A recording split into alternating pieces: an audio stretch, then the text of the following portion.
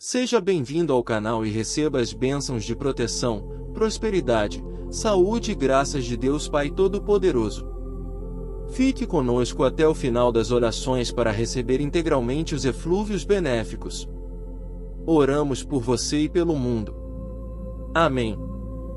Hoje, último dia do mês de junho, dia 30 de junho, a Igreja celebra a memória litúrgica dos protomártires da Igreja primitiva.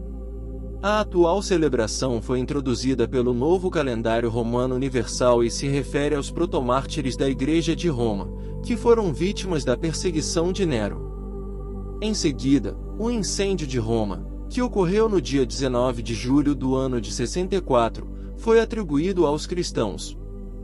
Cornélio Tácito, em um dos seus livros, relata que, como circulavam vozes de que o incêndio de Roma tivesse sido fraudulento, Nero apresentou como culpados, punidos com penas excepcionais, os cristãos, odiados por suas abominações. Ou seja, quem incendiou a cidade de Roma foi Nero porque ele queria construir uma nova Roma. Quando percebeu que estava sendo acusado, ele jogou a culpa nos cristãos. Nos tempos de Nero, em Roma, ao lado da comunidade judaica, vivia a pequena e pacífica comunidade dos cristãos.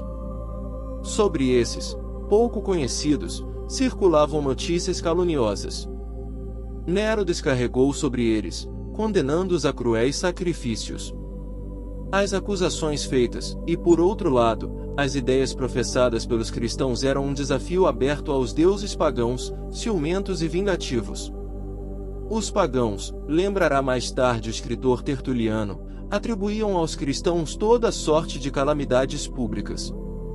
Se as águas do Tibre saíssem do leito e invadissem a cidade, se ao contrário as águas do Nilo não crescessem para inundar os campos, se houvesse seca, carestia, peste, terremoto, tudo era culpa dos cristãos, que desprezavam os deuses. De todos os lados, gritava-se: os cristãos são leões. Nero teve a responsabilidade de, na verdade, o início absurdo da utilidade do povo romano, que era muito tolerante em matéria de religião. Em relação aos cristãos, a ferocidade com a qual atingiu os presumíveis incendiários não se resumia, por causa de Nero, e não encontra justificação nem no supremo interesse do império.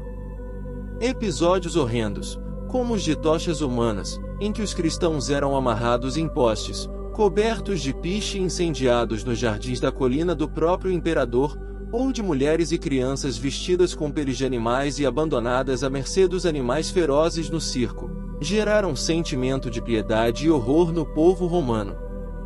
Tácito ainda escreve que manifestou-se um sentimento de piedade, ainda que se tratasse de gente merecedora dos mais exemplares castigos, porque se via que eram eliminados não para o bem público, mas para satisfazer a crueldade de um déspota, que era Nero. A perseguição não se limitou àquele verão fatal de 64, mas se prolongou até o ano de 67.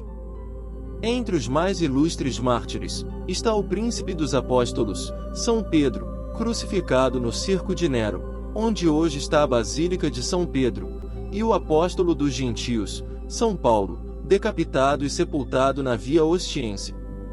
Após a festividade conjunta desses dois apóstolos, São Pedro e São Paulo, um novo calendário quis justamente celebrar a memória dos numerosos mártires que não tiveram um lugar especial na liturgia.